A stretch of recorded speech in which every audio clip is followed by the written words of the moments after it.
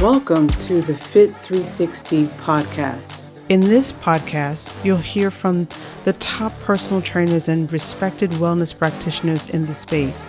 They'll be talking about stuff like how moving your body is essential to a robust well-being, how to age with strength and with grace, how to nourish your mind and body through good nutrition versus the latest fad diets, and so much more. If you want to deep dive into a lifestyle of trainers and those who assist in true healthcare, then you're in the right place. This place was created for you to help you improve your future well-being. So you ready for this? Born ready to answer your question. Of course you are. Born ready. All right. Thanks. Cool. Hello, family. We're back again with Fit 360 podcast, and I have a very special guest here today. Very good friend of mine, compadre in the fitness industry and a personal trainer. This is a guy that I find very interesting, and I wanted to have a conversation with him to see how we can elevate our knowledge as individuals and also as a listener. He's a guy that I hold at high esteem in the fitness industry. I want to introduce my dude, Your Day, and I have a little problem with his last name, so I'm gonna let him say it. You know what I mean? So Your Day, welcome, man. Thank you. Welcome to the Fit 360 podcast. Fitz, first of all, thank you for having me. You're an amazing brother, very grounded, OG in the game, and it's a pleasure being by your side and having this extraordinary conversation we're about to have. My name is Adeogba. I'm the architect of the Your Day Balance game. And so I've been doing that for about 23 years, architecting the game, but I've been in the game since 91. So a couple days. Couple days? Couple days. We rolling. Met some folks. Good. See some folks, know some folks. Right. It's Adeogba. Got it. That's a Nigerian background. Dad's from Nigeria, mom's from New York. I was born in New York. You were born in New York. So Harlem World, Spanish Harlem, 167. What? Yes, sir. New York in the house. Yeah.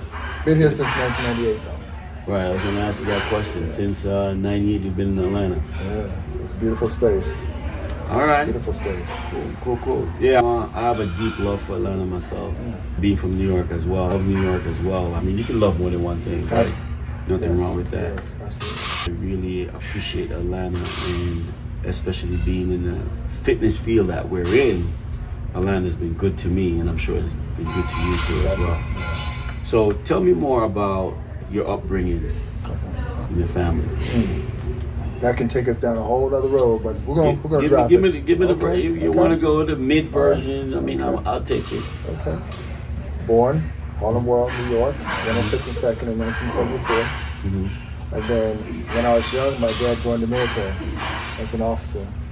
Took us out to Texas, El Paso, Texas, lived there for a little while, and then finally settled in New Mexico. Las Cruces, Chaparral, New Mexico, right between those areas. So Wow. that's where I spent quite a few years. Between there and White Sands Missile Range was the base in New Mexico. That's where they tested the atomic bomb back in the 40s, yeah. And then, that's in the same area as Roswell, all the UFOs, that's the same area. White Sands, you ever seen Boyz II Men's video, Water Runs Dry? Water Runs Dry. That was shot there, White Sands. So that's the whole area I spent quite a few years. And Fitz, I ended up going to college in that area. New Mexico State University, Aggies, back in 1991. And that's what stepped me into health and fitness in 1991. So I went there initially for... How old were you then? 1991? I was born in 74, so I was 16 starting college, 16. That's pretty early Yeah. to get into the fitness field. Yeah, I jumped on that education, and since my father didn't really support me playing sports in high school, he said, I'll support you playing music and band and chess and... Oh, he wanted you to get into music? Well, he was always into drumming, so I could get Okay. into music. My dad loved music, and so that was easy, but sports in his world, Nigerian background, I'm not speaking for all Nigerians, just my dad. He said, I want you to go to school for your education because quite often a black man's out there entertaining all these folks. That's big in the Nigerian culture, though. They're big on education. Yeah, they don't play. Yeah. So it's like, I'm not going to support that as much. You go to school for education. I don't want you going to school for scholarship in sports. So I didn't feel supported when it came to the sports side. But ironically, I was raised in martial arts. He was an 8th degree black belt. Wow. And so he spent years teaching us every year. So I was a black belt in martial arts at a very young age. But so that's a different form of sports, without question. Right. But as far as It's we a know different form of discipline. it is a discipline. Which is something that I notice in you and admire in you, that you have a certain level of discipline about yourself, the way you carry yourself. Yeah. Thank you. I want to share on that because it's all about what they see and then what you experience from your standpoint. And you can attribute that to my father. When you're raised in the military, it's just the ethos. Right. Every morning he gets up, you got to polish his boots. His uniform is ironed and the creases are made, and every day it's consistent. So all that spilled into my essence. At the same time, I found myself saying, how am I going to do that? How am I going to operate at that level consistently? Because, I'm emotional. I'm a kid. Today I don't feel like getting up. I definitely don't want to do all that. So as soon as you take your eye off me, I'm not going to do it.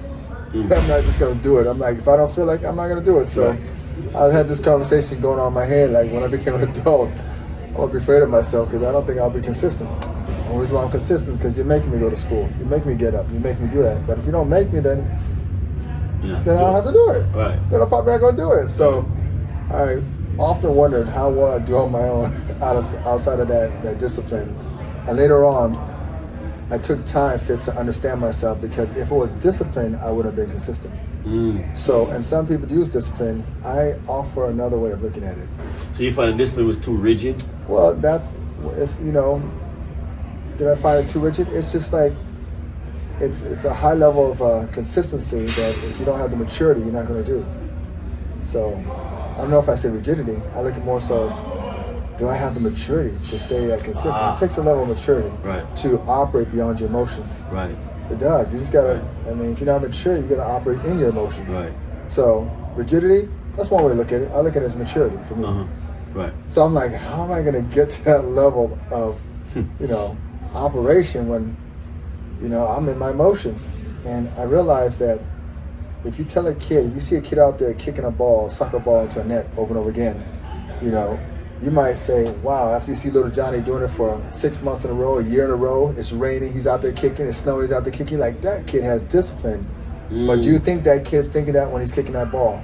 No. Right. What he's doing is he's loving the practice. Yes. Yes. He loves practicing. Yeah. That's why I realized I need to do something that I love to practice so that 5, 10, 15 years down the road, and now 30 years down the road, you think I got discipline. But that's not how I roll it. That's not how you roll. Oh, shit. No, I love it. I love the practice. So sometimes it looked this way, but it's not necessarily this way. That's not my relationship. It's so that's why you're not going to get here, because you think you have to have discipline. You're going to quit, stop, because it's too much work. You already work. And me, I'm like, no, I love to practice and I love playing. Because it's the love that keeps you going. It moves you from the inside out. It just draws you into it. You ain't got to work as hard when you love it. Beautiful. So beautiful. That's part of the philosophy of creating a game. That's why I created a game. So you sit in the spirit of play. That's how we start. When we come on this earth, we're in the spirit of play. Yeah, we're discovering this and that, and then we get older and someone's like, you gotta work. You gotta stop all that playing stuff and get to work, and then you just lose this extra power that you had that made you run all over all day, get up and run from here to here, and just you're in play. Right. So if someone's playing and in the spirit of play and someone's working, you're gonna always outwork them. That's why if you chase a kid who's 4 or 5, try to chase them throughout the day. They cover about 3 to 5 miles. You'll wear yourself out. They're just playing, and you're working. And So that's why I've been able to keep this level of pace for this long, because people are working out and I'm playing. Watch out now. Yes, sir. Yes, sir. It's a big deal. Yeah, you'll see. I'm all about the lens. The lens is everything. You see, you can jump into the world of health and fitness and it destroy you. Right. You've probably seen it. So what you think is going to benefit you is destroying you. I've seen people lift until they have a heart attack because they just went about it in a very unhealthy way. So do you think people who work out, not do it for the play, just do it for the work, they tend to implement other negative things into their life, which can be a detriment to them? I would say... And I'm talking about supplements that are not good for them. Yeah, that ties into when you're going at it like that, then you tend to get deeper into that want, and when you start getting deeper into that want, there's no end to it, and you might not listen to what your body needs because your mind says, no, this is what I want. Right. There's a balance. If you operate more in your wants, I call it character obesity. Yeah. I got codes for you all day long. Code is lens. That's what I do. No one's touching the game when it comes to lens because most people are not thinking about how to tie consciousness into fitness. That's been my whole game since 1999, creating this game. But I started working on the consciousness piece in 1993.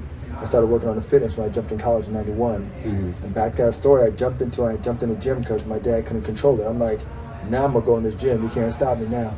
I'd be in a dojo, but I wanted to be in a gym. Like, and I couldn't because in my mind I didn't because I wasn't playing sports. So when I got to college, I got that little card, university card, walked right into a gym. I was like, I'm in. And I'm like, it's time to get these muscles.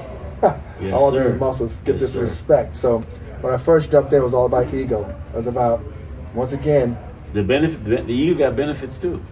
Well, it definitely benefits an experience. Yeah. You get the experience with your ego. You get to get all kind of experiences. So I stepped in the gym strictly to gain muscles. You know, I came into college at 16 and I was 5'9". Within a year or so, I grew into 6'3". Yeah. What? Yeah, I had my spurt. Yeah, I was 5'9". So about 150. I needed to put on some muscle. So within 2 years, you didn't recognize me. I grew right into this size. Literally this size in 2 years. And I've been this size since then. Nothing's changed. Same weight. Well, I grew into about 185, 190. I've been around that. I've gone up to 215 muscle, but I realized when I was ready to let go some of that ego, because, you know, to get bigger, you got to say supplements. You got to keep pushing. Your body's like, I'm cool here. You're like, no, we ain't cool. That dude over there is bigger than me. Was that part of it, when you were that part, was there any fun in that? Was there any fun? No. Because since that, you know, your philosophy is the fun part. So I want to see how much of that is I'm glad you said be that. In and out of your life. Yeah. Because life is not a straight line, right? There are ups and downs, which is great for learning practices. Sure. Yeah. I like to clarify that. The philosophy is about joy. Right. Yeah. Okay. And that's a different level of fun because I can find joy while my ass is getting kicked. I can find joy in the throes of the pain. Oh yeah, it's about joy. Yeah. So if it's always about having fun, then sometimes you don't stick with it when it's no longer fun. Yeah. But it can be no fun. I still find the joy. I'm learning something. I'm getting that growth. Ready? The ego's getting humbled. I get joy when the ego gets humbled. Wow. Oh yeah. Wow. So it was a lot of ego back then. It was like bigger, stronger, faster than the next person. You get next to the next person, you're like, man, they're bigger. If I'm putting up 315, they're putting up 400. Now I feel weak. You know, you just, I mean, you put up 315 on a bench, and this guy coming and repping out 400, like, now I'm weak again. Right. And it's just because you're just in that ego game, and you get what you get with it. So you might need some supplements. You might need to do certain things to really get there. And the muscle's not quite big. Your biceps is big, and his biceps. How does his bicep get bigger? Well, I need to get that. So a lot of people get into health and fitness for different reasons, and that's okay. It's just if you get in it for the pride and ego, just understand that's one level, and that you can grow beyond it. It's kind of like Tonka toys. If I like playing my toys, it's all bueno. It's all bueno. Yeah. At the same time, is it time to move on or stay with the toys? Some people play with that Tonka truck the whole life. I just surrendered that level of development and said it's time to grow further. That's it. Yeah. And so the game's about that evolution. So when people say, okay, I've gone as far as I want in the experience of being egoic with my health and fitness, like I gotta run faster than the next person and blow out my glutes and blow out my health, lift heavier than the next person, blow out my tendons and ligaments.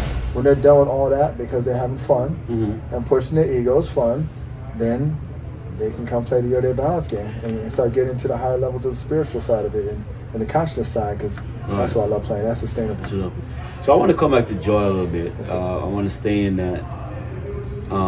So joy for you is all the stuff you just explained in terms of being working out and all that stuff. Is there anything else that you find joy in besides outside of working out? And I mean, Great like, question. do you party? Do you drink? Do you do all those things? So what specific things? What do you love to do that brings, possibly brings you joy? You know, my background when I first jumped into health and fitness back in 1991, before that, since 85, I would sing and write music.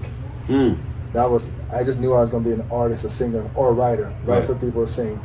And play drums. So I just had so much love for music, entertainment. You know, back in the day, it's like I'll sit up all night and listen to Troop and, you know, BBD, Bell DeVoe. I couldn't get enough. And back in this day, I was in New Mexico. So in New York, you can get those stations and see that, you know. Right. But in New Mexico, it was all rock. So I was like, I was parched. You know what I mean? I was like in a desert, starving for that video. Oh my God. There was only Friday night videos once a week at 12 o'clock at night. What? So I'm a little kid trying to stay up. Like, if I missed that, I'd be so depressed. You know what I mean? Because you have to wait a whole week again. To just see this thing that just made me so joyous. Like, to see Popcorn Love. Wow. Cool It Now, you know what I'm saying? New edition I get, and I was like, oh my God, I can't get enough. And so many videos I never saw because I'm sitting in New Mexico with some backcountry TV. So yeah, I had a lot of joy in music. And I still do music, writing. Right. I love singing. I love dancing. I love watching movies. I love making love. I get a lot of joy in things. Oh, I know. I love just sitting having great conversations with great people. Man, I tell you, I get a lot of joy. Did I give you some things I get joy in? Now, as far as extracurricular things like drinking and smoking and stuff like that, I never, you know, I drank a couple of drinks in college, but I never picked it up as a lifestyle. I just never did. It's just didn't hit with my taste buds. If it did, I'd been in it. And my dad, he smoked marijuana all throughout my life and cigarettes and all that stuff and drank, and I could have joined him, but I tried that marijuana a couple of times and it just didn't, it didn't sit with me. I was like, it was kind of like, I mean, it didn't bring me any joy. So I was like, so I never got connected to it that way. So at this stage, no, I don't drink, I don't smoke, I don't do anything, not because, you know, any other reason. It's just I never found the joy in it. Right, right. And so, like you just said, you didn't find the joy in it, and that is your answer to like, oh, I'm not doing this because it's enjoying it for me.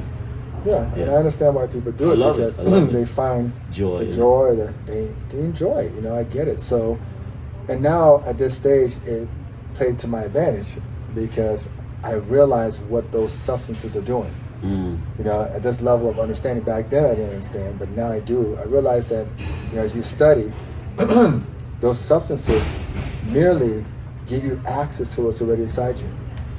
Yeah, so a lot of people think that drugs makes them high. Drugs don't make you high. Right. Drugs mute the low notes, so you experience only the high notes. And so in life, the low notes are a lot of things that we hold on to, emotional bodies, pain bodies that we hold on to. Someone touched me, I got a rejection here, all these things, my parents did this. These sit in our body somewhere, in our health, in our consciousness.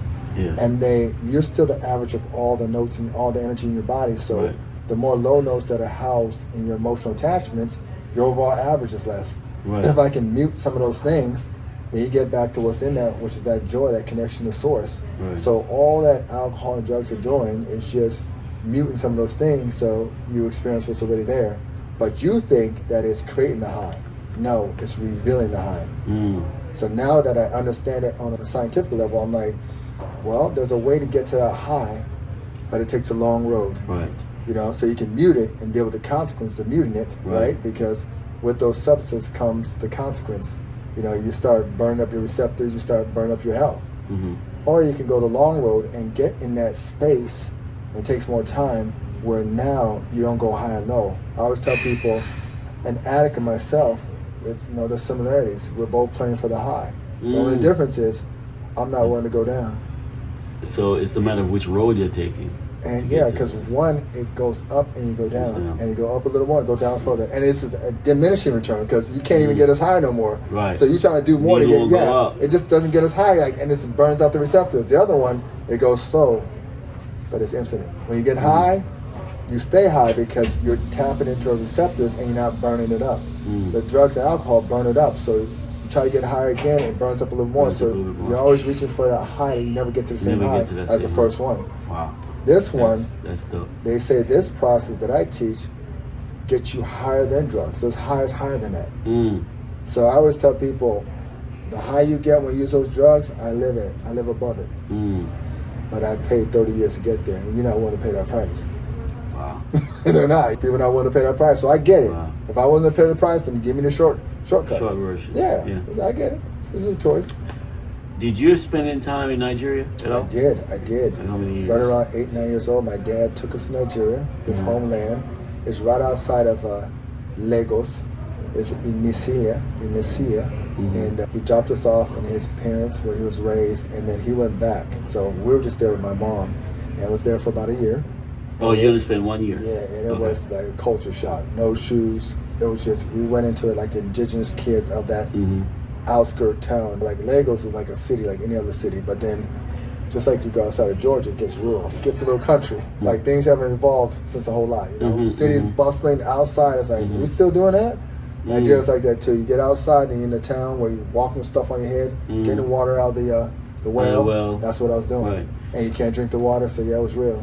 What was the coping mechanism for you for that, in that experience? You know, that's great. I don't know if I was, as a kid, you don't think about coping mechanisms. You just get present to the next environment you're in. You just adapt. You know what I mean? It's like, this is where we're at. This is what we do. And so I just adapted and just roll with it. It was interesting. So I don't know if there was a coping mechanism. You know, I look back, I can meditate on that further. Right. You know, if you look into it. But if the question wasn't put to you before, or the thought didn't pop in your head. Yeah. I was just, kids just adapt. You're like, this is the way it is. Let's go. No shoes. Yeah. The reason why I asked is that one of my kids, I did the same thing. I dropped him off in Jamaica. And it did the same thing. I love it. It affected him.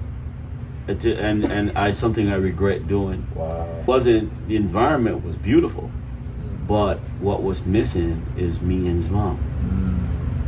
We weren't there, and it really affected him even now in his whole life as a 30-something-year-old man. He's still talking about it. He hasn't talked about it, but it shaped a part of his life which I wish I didn't. Why? What do you think would have been different if you were there? Well, he became, I don't even know if I have a name for it, but he has kind of special tendencies, so to speak, academically, and even just dealing with life. And it snowballed. In other words, that trip, leaving him there, led to, and being as a young parent, I didn't make proper decisions into his life.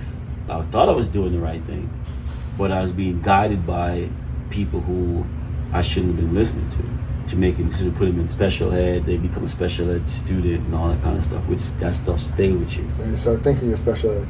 Right. That's how it works. And so not only that, he's operating in a certain way, we start treating him that way as well. And unfortunately, we weren't born as parents. And so your parentage come from you becoming a parent and learn on the spot. Right. So that's what that is. Wow. So that's why I asked that question. That's right. The reason why I asked that question is to find out if I consider foods in countries other than the United States a lot better. Okay. And I wanted to know if is part of that culture, sits with you still, or was embedded in you. You're still carrying that as part of how you eat and choose food to continue your health, is what it is right now. That was the main reason for my question, if that had an impact. Because I still carry the way I was raised eating food in Jamaica, because I was raised there. I left there when I was 18. Okay. So I had a lot of years of learning how to cook, and remember my great-grandmother, my grandmother telling me about certain things and certain food and what it does and all of those stuff. I still have it like it was yesterday, and I still live my life that way, even though I live in the United States, and that's my basis of my health. And so I wanted to see if that's the same impact coming from the Nigerian culture. Because the food is very similar. Yeah. Amazing. Yeah. The plantains. And yams and all that stuff. Yeah, that's real. It's all African. Yeah. My upbringing is a hybrid because I was raised in America. I only spent 1 year there. So in that hybrid, I have the yams, we call it iyong, the iyong and soup, or what else? The plantains. So I don't eat that a whole lot, but I do make it and I really enjoy it. Right. So my basis now is more of a health and fitness lifestyle. Your potatoes, your different rices, your vegetables, your proteins. So I'm more of that health and fitness lifestyle as opposed to my upbringing, which is the plantains and yams.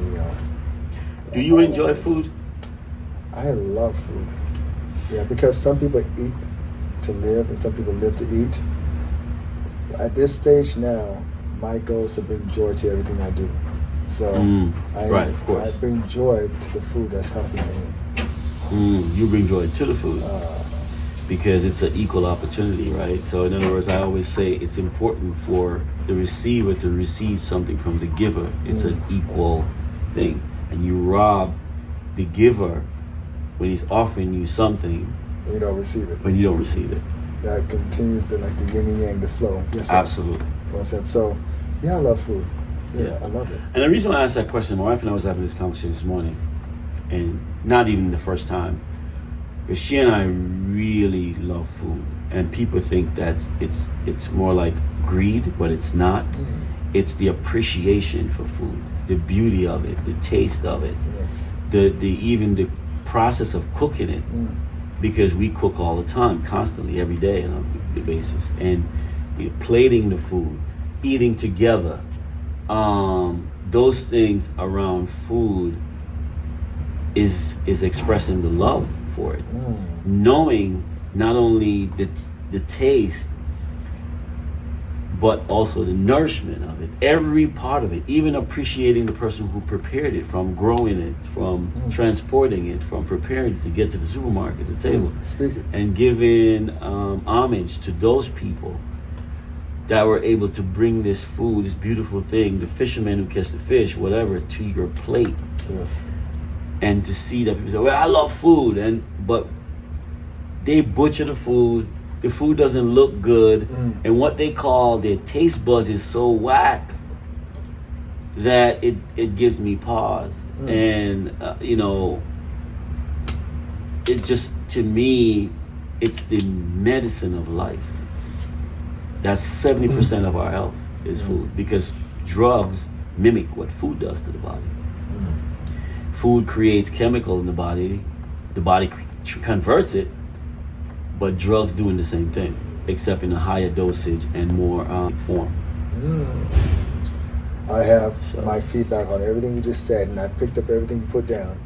And so I'd like to offer just another way, possibly looking at it, to see if there's any resonance for you. When I jumped into health and fitness, I didn't understand the full breadth of it, because I only understood what I understood. And to me, health and fitness was working out, exercising. That was pretty much 100% of it. It wasn't what I ate. It was, I need to go in here and get this workout in, and that's healthy and fit. I can eat what I want. Don't be conscious about that. And as long as I work out, I'm healthy and fit, right? Right. And then you become a trainer, you get some knowledge, people around you start teaching you, you're like, nah, food's the biggest piece of it, right? So you go through that transition from saying no to now food's the biggest piece. So now, as I certified myself, got educated, got around other coaches, my paradigm expanded.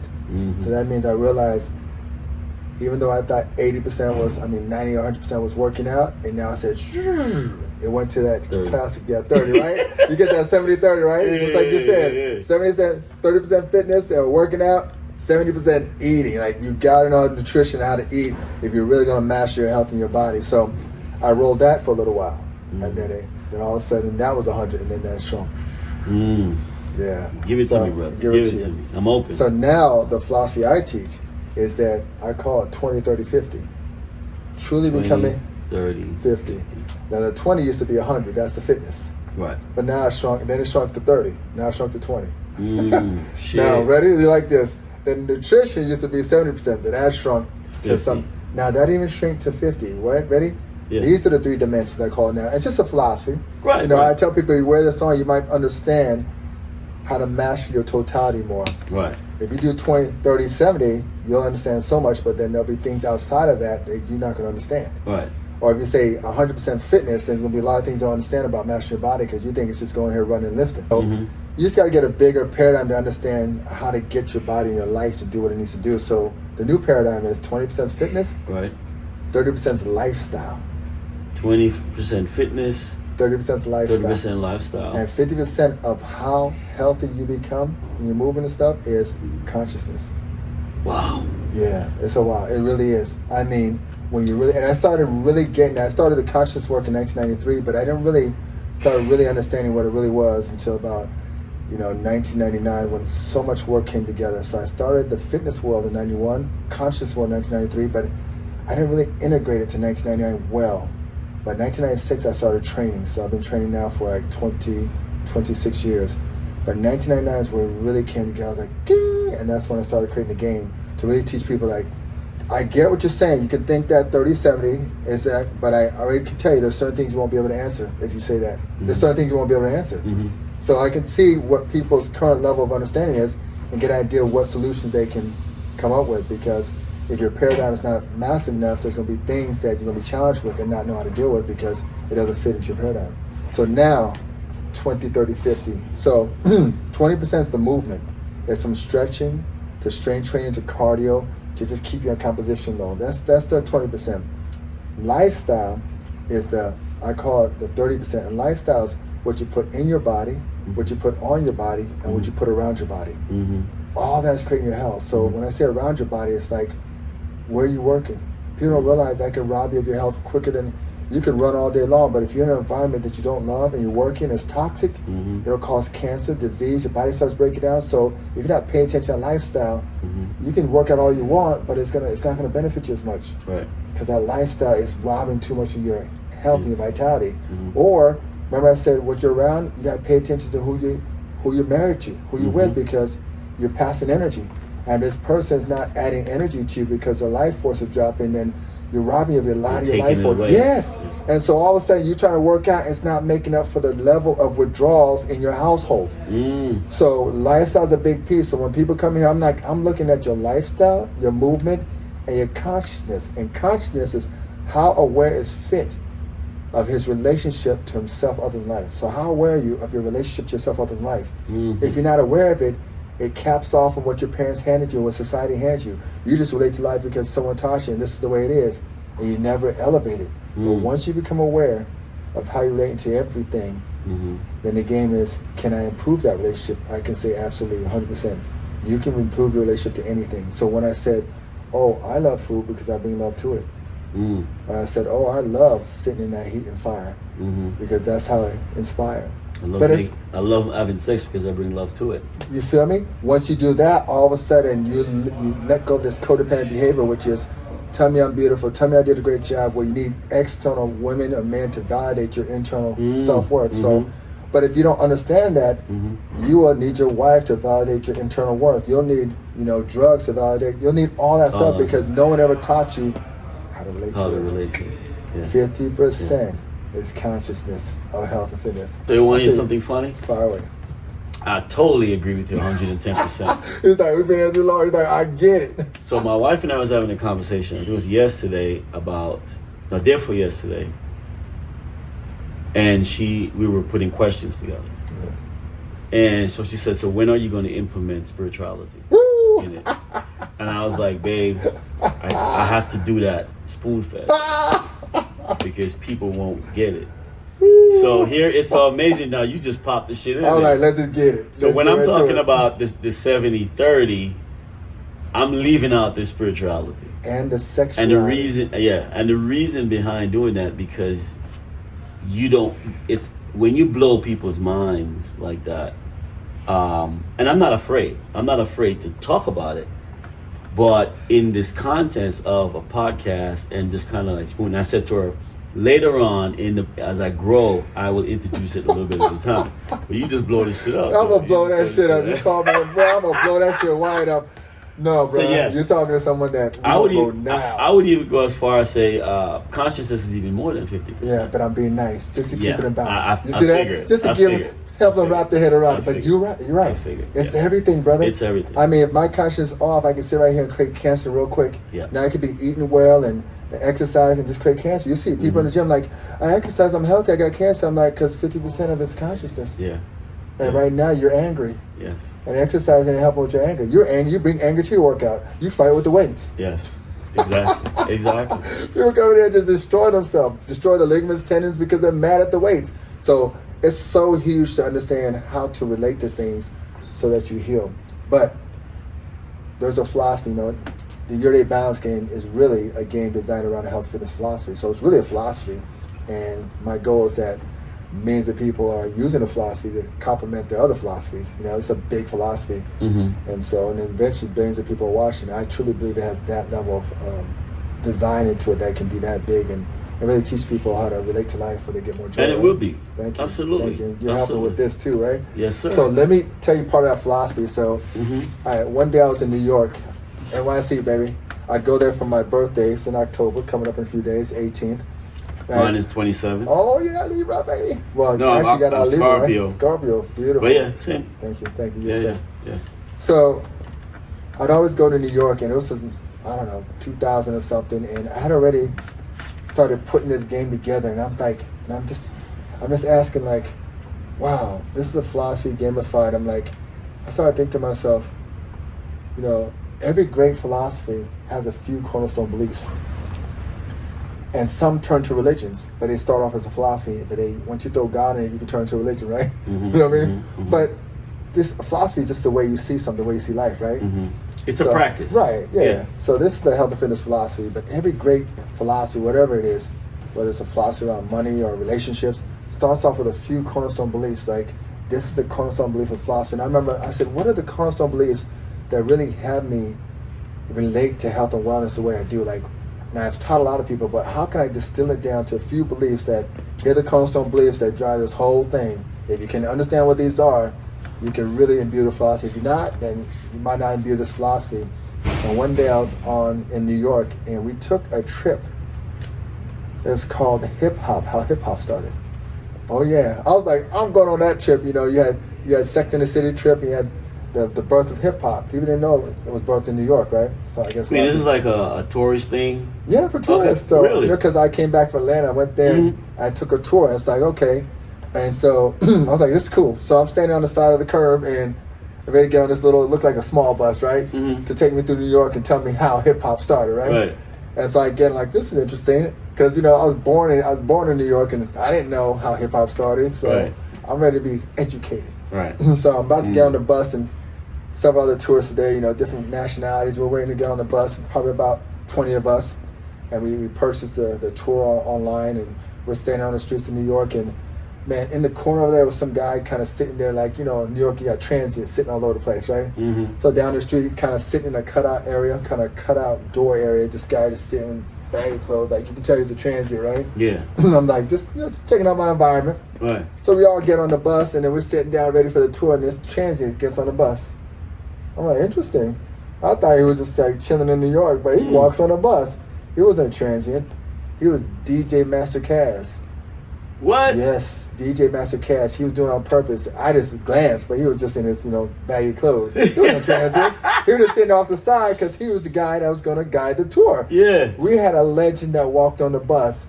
See how ignorant that was? I mean, you know something, right? Right. I was like, careful of the show, man. I'm like, shut my mouth. I was like, dang. But I didn't tell nobody he was a transient. I just like, oh, he's a transient. DJ's Grandmaster Cass. And he got on this bus, brother, and let me tell you, he lit me up. He was so passionate. He was like, and he said, let me tell you about hip hop. And he started going, and he started dropping. He said, hip hop started with one thing. He said, I was there the day hip hop started. He said it started with DJ Kool Herc from Jamaica. He said it dropped in New York, and he started doing the house parties. You know, I remember the day he took 2 turntables, took James Brown beats, and knowing how to split the beat to keep the beat going. Break it down. He would break it down and pull it over here. That was DJ Kool Herc. That's the day he threw a big house party. He said it reverberated through Harlem, that party. And he said he was a kid jumping in the window, like trying to get into that party that day. And he said that's the day we can go back to say it started. And it started with breakdancing. He said all of a sudden people would back him. They said break down. They get to the front and start moving. He's like, and that's when breakdancing started. He said that was the first leg of hip hop. I was like, dang. So he kept going. I'm like, I never saw it this way. I'm like, now I'm like, this is exciting.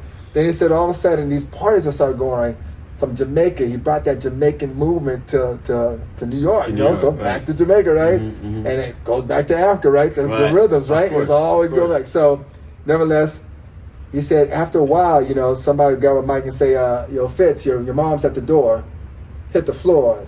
And he said they started rhyming. They started rhyming these things, and some of the DJs on the radio started doing little rhymes and stuff, and all of a sudden rap was born. He said the second leg of hip hop was born, right? So I was like, dang. So, because he said when we're doing this, like these black kids, this ain't gonna last long. They're just rowdy, doing parties, but we're gonna let them do it since they ain't shooting nobody. But they didn't think it would last. And then so he said that went on, and then finally he said, eventually he said, hip hop would have its swag. People all of a sudden started buying Adidas, right? And he's like, all of a sudden the swag was born, was Adidas, right? And he's like, boom. So we had our third leg, the swag. Then finally he said, the language. He said the graffiti.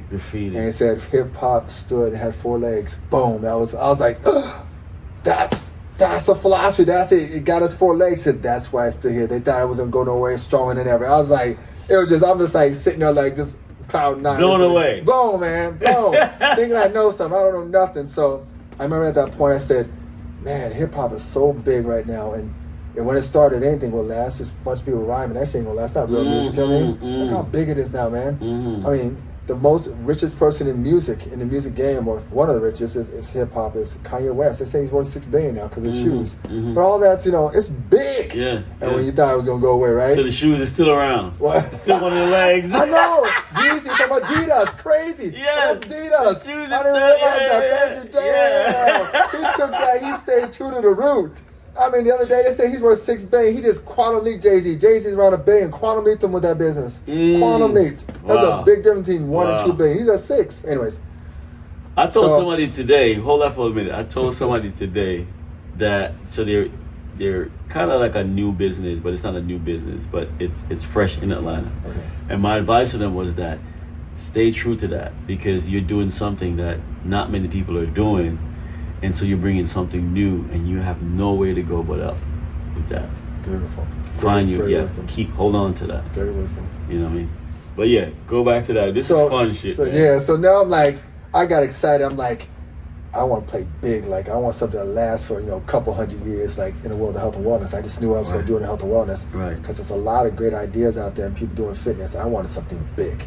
So I'm like, and I was birthing this game, like I said, back in 1999. And I was like, what are the cornerstone beliefs that will make this philosophy stand for 100, 200 years? Now you got it. Yes, so sir. because of that moment, I'm like, what are the cornerstone beliefs that will make this philosophy stand for several hundred years from a few beliefs? You know what I mean? Yeah. And I started meditating on it because I had it there. I had this game I was playing myself, but I didn't crystallize these beliefs, the fundamentals. And they started crystallizing, man. And just ask that question, literally within a couple of days, it just said, boop, boop, boop, boop. Just Fall into dropped. place. Yeah, just dropped. Because you waited for the answer. That's how it works. You waited for the ask answer. and it falls. Wait And for that's it. how the game was created. It's downloads. It's just asking the questions, staying in And a wait high for enough it. state so you can receive it. Absolutely. You've all done it, right? That's Yes. how my life is. That's how my life is good. Clear. And many, many times I can't share it with people because they just won't get it. But I've lived my life that way. So in that cornerstone Yes, belief, sir. and I'll show you why I went back to one of our cornerstone beliefs. In that cornerstone belief, one of our beliefs is this, and just activating this belief is going to shift how you approach health and fitness. If you put this in your head and walk into health and fitness, it'd be a totally different experience. We say your body is the vehicle, life is the road, and health and fitness is the performance lab. That's how we see it. Yeah. And I remember yours used to call the lab. Performance lab, yes. You like that time? That's why you're laughing. Used to call Double Fitness Performance Lab. You remember that shit? I got you. He was like, dang. He was like, brother, I'm on you. I'm on you. Yeah. So Wow, you were wow. onto something with that.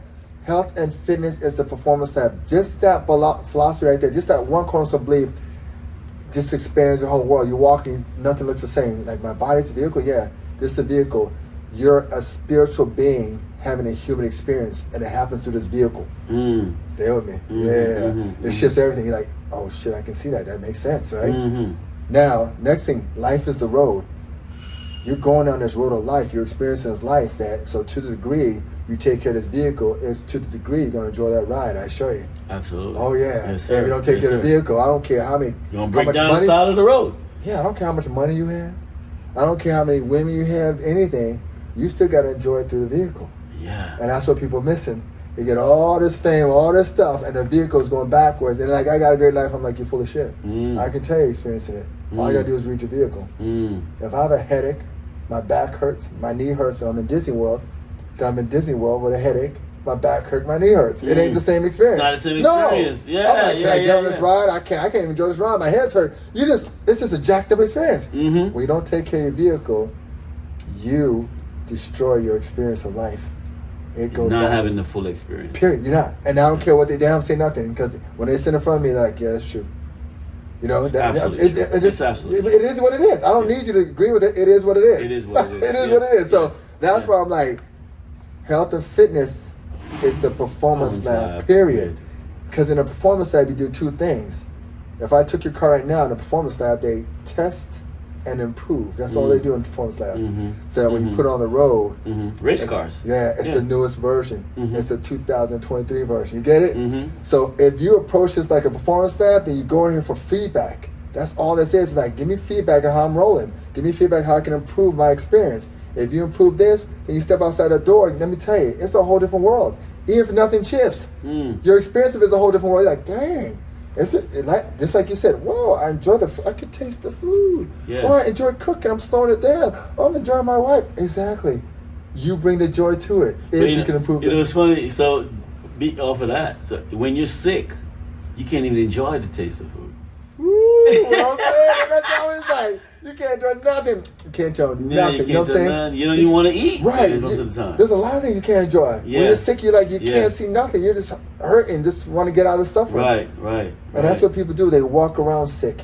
And they're so sick. Every day. Yes, they're so sick that they pain. mute it. They deny mute it. They have to mute it. That's why the drugs and stuff. I got to mute it. I can't deal with it, so I got to mute it. And then you don't even feel it because you muted it. So all of a sudden your experience is diminished.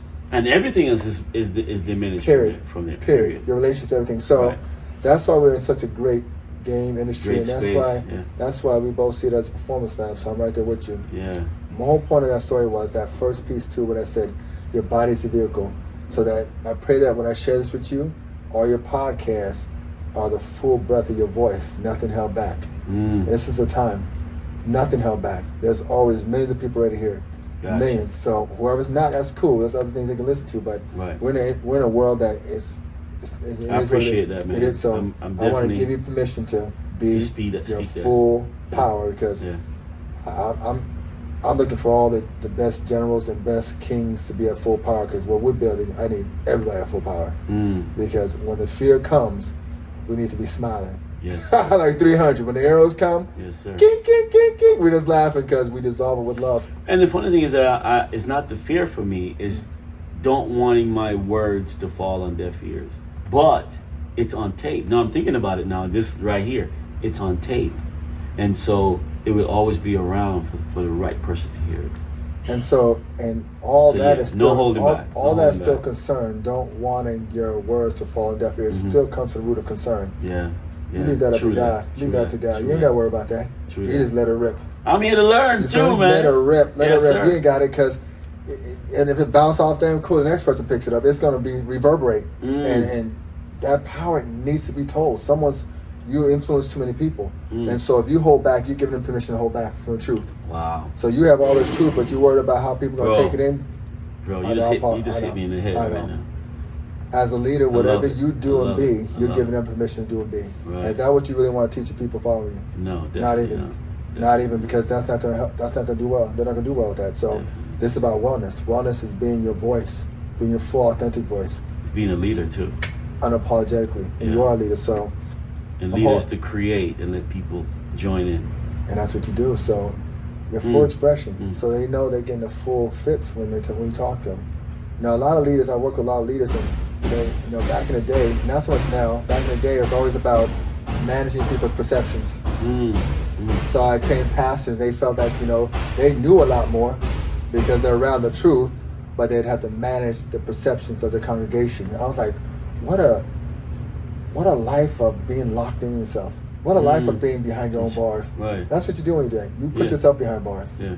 So I was like, I get it. You manage it so that you can get followers so they can like what you're presenting, but not really know who you are. I'm like, that's a price. I get it. Wow. On the outside, you got all this success, but inside, that don't create success. And that always blows up eventually. Always. So the lesson here is to stay true to yourself at all times. And let people judge. Let them do what they do, because that's what they're going to do until they understand. They have to go from judgment to understanding, because usually it's afraid, like, whoa. But when they see something that's more powerful truth, they'll grow into it. All of a sudden, you're the man. Yeah. So yeah, uplift you. Yeah, it is. But initially, I'm gonna have to judge. I don't know. It's crazy. It's can't control that. That's going to happen. If they're not aware of it, they're going to judge it because they're going to fit into a little paradigm, right? Mm-hmm. Yeah, so back to you. Body vehicle. When we said that first cornerstone belief, the your day balance game is your body's vehicle, life's a road, health and fitness is the performance lab, right?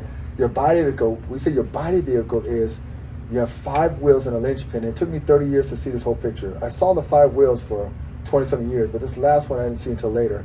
And this one piece of, if I never say anything else on this podcast, this is going to open it wide up. Mm-hmm. And you just talk about this, just to hear the feedbacks will blow your mind from whoever you talk to. Mm-hmm. But this is just an analogy to look at health and fitness in a way that kind of makes more sense. You have 5 wheels in your body vehicle. So imagine 4 wheels in your car, and the 5th wheel is your steering wheel. This is a new way of looking at it. Right. So your spiritual wheel is your left front. Your mental wheel is the steering wheel. Your social wheel is still a wheel that you possess. That means how do you connect to others? Mm-hmm. Your social. Your physical wheel and your emotional wheel. We all have these 5 wheels. Right. And the idea is to make sure each one is healthy and fit. Absolutely. That means air it up. If they're all aired up, your ride is going to be a lot more balanced and smooth. And make sure they all have the same amount of air in each one of them. Well, the necessary air to balance out the ride. Balance the ride. You'll know what it's. Okay. It doesn't have to be the exact same, but it's figuring out using them to check and balance each other to find the center. That's what balance is. It's like none of them have to be exact. It's like it'll tell you the system. You're getting feedback if you know how to measure it. And it's saying put a little more here, a little less here, and then boom, I'm in the center. And you're always getting feedback to stay in the center. That's what balance is, staying in the center and being the most centered person in the room. Yeah, when you're the most centered person in the room, things spin around you. You influence the things. Wow. Yeah, so that's the idea of the philosophy. So there's 5 wheels, and this is what took me a long time to see. There's a piece that kept coming up as I worked with thousands of clients, and I realized I was seeing how their sex, their understanding of sexual energy, and their practice around it, tying into either destroying their health and relationships or making it more successful. And no one really talked about that when it comes to health and fitness because it's too taboo or whatever. But I wasn't afraid to talk about it. I just come from a different background. And I was willing to deal with the price of losing people, all that stuff to address it. Because I knew sex wasn't about what we were taught. Right. Marvin Gaye had it correct. What do you call it? Healing. Yeah, and it's a big piece of healing. If you don't understand it, just like fitness, you can use it to destroy yourself. 97 people are using sex to destroy themselves because what we're taught is through porno, through Hollywood, through religion, Bible, and through our parents that don't know shit.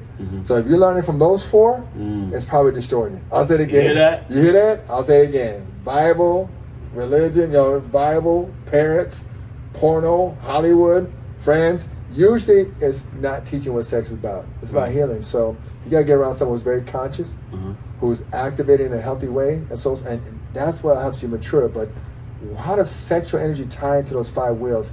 For the longest, I'm like, I just put in physical. I'm like, we'll just put in physical because we gotta address it. We'll call it physical. But later on, the universe revealed what it really was. It's a linchpin. A linchpin is the pin that goes inside a wheel to keep the wheel on. If the linchpin ain't there, no matter how strong the wheel is, it rolls off. It rolls off eventually. Sex is a linchpin. Sexual energy, not sex. Sexual energy is a linchpin to every wheel. Why do I say that? There's a distinction if I uncollapse sex and sexual energy, and it took years to. I'll make it sound simple, but it took years to realize it. I'm following you. Yeah. So it took years. So if you uncollapse sex and sexual energy, the best way to describe it, and you learn this a lot in the Taoist, in the Taoist practice. In the Taoist practice. Right. This is the way they teach it because they have 3,000 years of understanding it. Right. We just have 300, 400 years of fucking it up. Days, really, we're just fucking it up. Like, we throw religion on there, really fucking up, right? Sin it, judge it. They say sex is as indispensable to human life as water onto to the plants on the field, right? Okay. So, water on plants. Why are we judging that? What is it? Do you understand what's gonna happen if you judge water on plants? Then the plants are gonna die. Right. You're like, I'm not supposed to put this water on plants unless I turn around 10 times and I look at the water and I put the water after I do my sacraments and then put it on the plant. You feel me? Right. Nah. So sex, the linchpin. The linchpin is what keeps you. So if you remove the linchpins. So sex, I'm gonna unclap sex and sexual. Ready? Sex is water. Sex is like water. It's essential to hydrate the body. You know what I mean? It's water. The only thing is water takes on the property of whatever you put in it. If you put coffee, it becomes that. Whatever you put in water takes on. It just doesn't question. And then it transports that into your body. So a lot of people are putting a lot of toxic beliefs into their water around sex. Porno, religion, all this shame and guilt, all this stuff. I should do this. Right. and they drop it into the water, and then they go and plug into someone without water, and they're passing toxicity at a level they never saw, and they're getting killed off that toxicity, the shame, judgment, literally passing someone's body, and they don't know why there's shame and judgment around water. So if you're shame and judging water, you negate the benefits of the water. Can you imagine every time I drank water, I'd be scared because I'm bad and wrong and God's going to judge me? Literally, the water's hydrating me, but my belief, which is 50% so much stronger, is going to destroy me because it's more stronger than the water. Absolutely. So, uncollapsing it, let's look at that sex. Sex like water. Sexual is what helps put that energy into the water. Sexual, whenever you look up sexual, it just means the dance between masculine and feminine. That's all sexual is. Yeah. It's a dance. It's a harmony between masculine and feminine energy. Yeah. Every one of us has masculine and feminine in us. So you got to make sure you honor the divine masculine and divine feminine in you to dance. If you don't, your health will be right. So a lot of people you see in fitness, either women are coming here too masculine and it's destroying them. And it's destroying them. And it's been an ongoing conversation. You see? And so I see a woman's too masculine. I can tell you what's going on in her body. I can tell you what's going on in her bed. Because it's very unhealthy. You're too masculine, so you're going to bounce off masculine. You know, masculine, if you're very masculine, you're not interested in masculine. You're interested in feminine. So women got to learn how to balance themselves out. They're too masculine because they think they're in a masculine world when they're in God's world, which is the balance. You know what I mean? Just be your divine feminine and you'll be a lot more powerful than masculine, but no one teaches them. So you have to be very masculine, come up masculine. I'm like, you can't be more masculine than me. You're going to bump up against me. Because they've been conditioned to see that masculine energy is powerful, and it's not. It's the feminine energy. That's more powerful, yes. So first of all, so now, when you understand sexual energy, there's sexual energy every one of those 5 wheels. Think about some people, sex is spiritual. Some people, sex is mental. They're called sapiosexual. Some people, sex is social. Some people, it's just physical. Some people, it's just emotional. It's all of it. That's why it's a linchpin. That means every one of those wheels has a masculine and feminine spiritually. The masculine is spirituality, because masculine is more like, I'll just say what it is. The masculine to spirituality is more like prayer. The feminine is meditation. The masculine to the mental wheel is what's called the conscious mind. That's where the seed, like sperm. The feminine is the subconscious. Is where you plant it, right? And that's all mental, right? The masculine in the social is called you're a leader. Your leader is very masculine. The feminine in social is a follower. So every great leader is a great follower. Where are you following, right? So you just dance in both so you stay sustainable. The masculine and the physical. A lot of times when I first started strength training, it was all masculine. They're like, you need to do some more yoga. Or I'm like, yeah. It's like, because if I just go at hard on my muscle all the time, it's gonna teeter out. Which is the same thing that makes hurricane so powerful, because it's in the perfect center. Everything that makes up that center is perfectly balanced outside of that spin, constantly, the vortex. And yet, the center is so peaceful, isn't it? The center is so peaceful and calm. And while it's moving everything, And that's what the game is about, being so centered that everything moves around you. That's called the balance game. And finally, the masculine, and we said emotional, is the courage. The feminine is the compassion. So now if you're thinking that thread, that sexual energy runs through all, man, imagine how powerful sexual energy is, and no one's teaching it. No one's experiencing it. Yeah, no one's experiencing it. Very few people. There are people experiencing it, but very few people. So now that's why the Kundalini. Absolutely. They're on it. Yeah, they're on it. But it's just tiny so they can see it like, wow.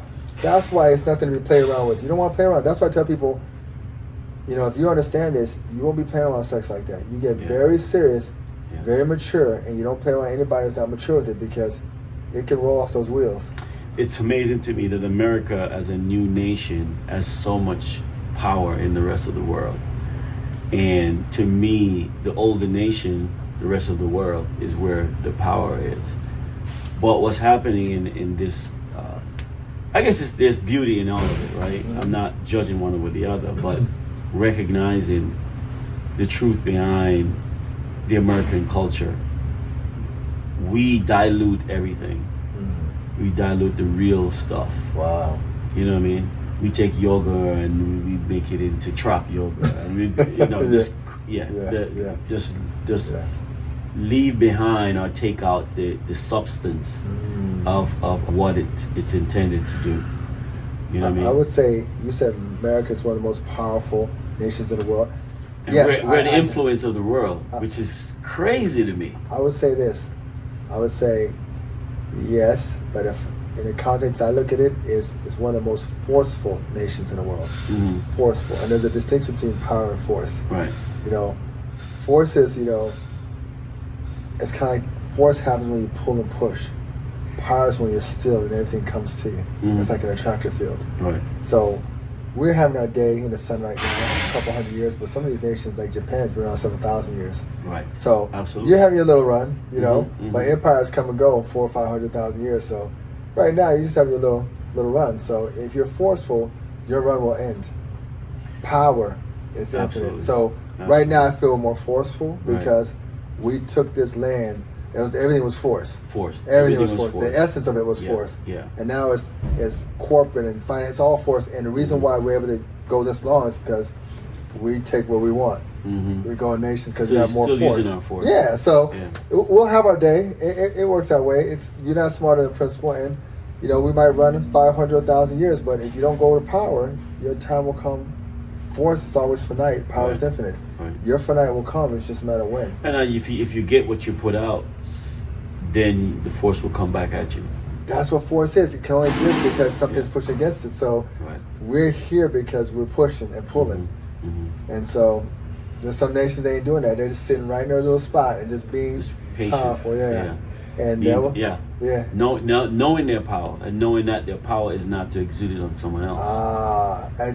So because that's the difference between forceful and power. Yeah. So I know we're part of America. And not everybody in America is, you know, American. You know, it's just a melting pot. So a lot of different cultures help make it up as well. So and I'm hoping that we can change for the better. With you because here, it would make the world a better place. Yes.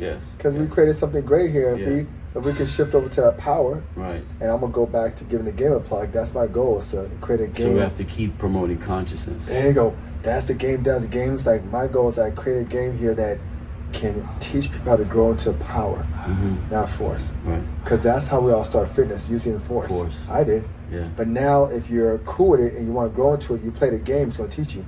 Because not too many people teach you like just play the game. To get higher in this game, you gotta learn power, and it literally teaches you. So I look forward to having a lot of great coaches. So in the Star Wars era, where it's the force is, let the force be with you. It's to not to use force, but let it be, but be within. Beautiful. You. So I substitute that because that movie is based off of force too, and it has a lot of implications. But here's a great substitution for what they're probably meaning. Let the source be with you. Yes. Let the source be with you instead of the force. You like that, guy? The source is infinite. Yes, and it lets you know that you ain't running shit. Right. Source means you're connected to it's bigger than you, and if you're humble, you can remain a conduit. If you're not, it gets squeezed. And it doesn't waver. Yeah. The moment your ego takes over, it's not the source. Right. Gone. The moment you realize it opens. Release. And it doesn't say maybe, every time it's exacting. Yeah. So that's why I'm like, well, let me get some humility because I like the source. Yeah. So let the source be with you. Yes.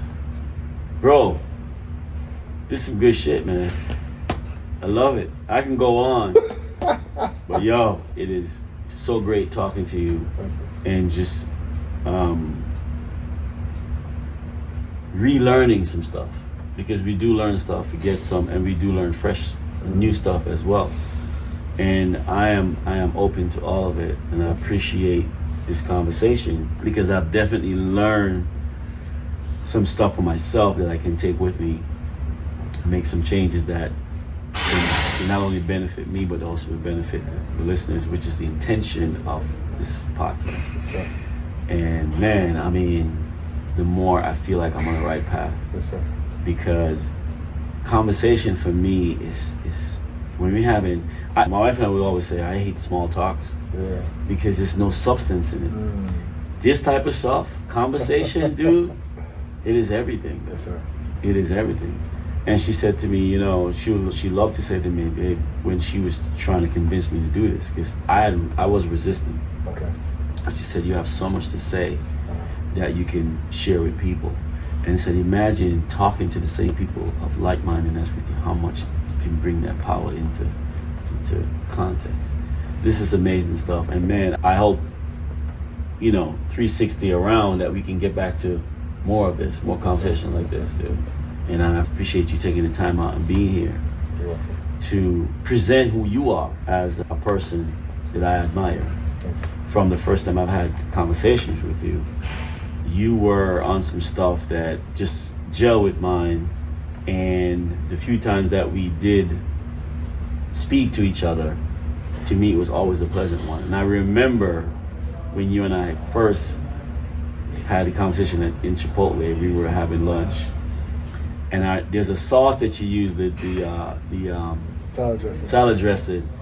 I started eating that because you had it. I didn't even know they did that yet. And yesterday I was at Chipotle and I took that and I remembered you. Every time I use that sauce, I remember you. That's awesome. It's so crazy how the little things can make us reflect. And connect us. Connect us. You know what I mean? Which is one of the simple beauties of life, man. But yeah, dude, I can't say enough. And this podcast today was dope. Dope, as New Yorkers would say. That girl is dope. It was dope. So I'd like to thank your wife for just so much wisdom in women. That's why it's always great to have a great woman by your side. Yes. So thank She's her my for rock, man. Thank her for My inspiring you guide. to listen and to trust your voice, and for her to say no. We're gonna bring out that spirituality. I mean, just you can tell she's a genius. Like, honey, just tapping you. That divine feminine, just tapping that masculine energy. So thank her. Thank you so much, because you set that out. I'm sitting here like, let's go. She's like, boom. She's like, see, honey. I'm like, let's go. I don't hold back on that stuff. Wow. It's got to be spoken about in conversation at a higher level, so people realize they have choice, and then you can guide them to getting healthy around their choices. Because right now, most people's beliefs, they just don't know, and they're sub-level beliefs. Yeah. So we can elevate them, then they get the true experience of that water. Imagine bringing that high-level belief into that water. Magic. Yeah. Magic, healing. Yeah. Conduit. Healing. Now you're tying the sexual maturity to water. You're maturing. You're bringing the totality of who you are, spiritually, mentally, emotionally, social, physical. Because when you bring the totality, they check and balance each other. Yes. If you take one, it always pulls into an extreme, throws it off. But you get all, just like if I just said sex or spiritual, I can get very religious about it. And all of a sudden, I'm the Catholic man touching the boys. Wow. That's how it works, you see? Wow. And it's just, you get too far off and it perverts itself. Because the balance is what life is. Yeah, life will always bring back to the center. Wow. And then so if you can say, no, it's all that, how do I mature all of it? And let it come to your oneness, then you'll understand what it really is. It's healing. It's life. Life is about balance. Returning back to your center moment to moment. Yes. Yes, sir. That's all it is. And that's all it's doing. It's just adjusting.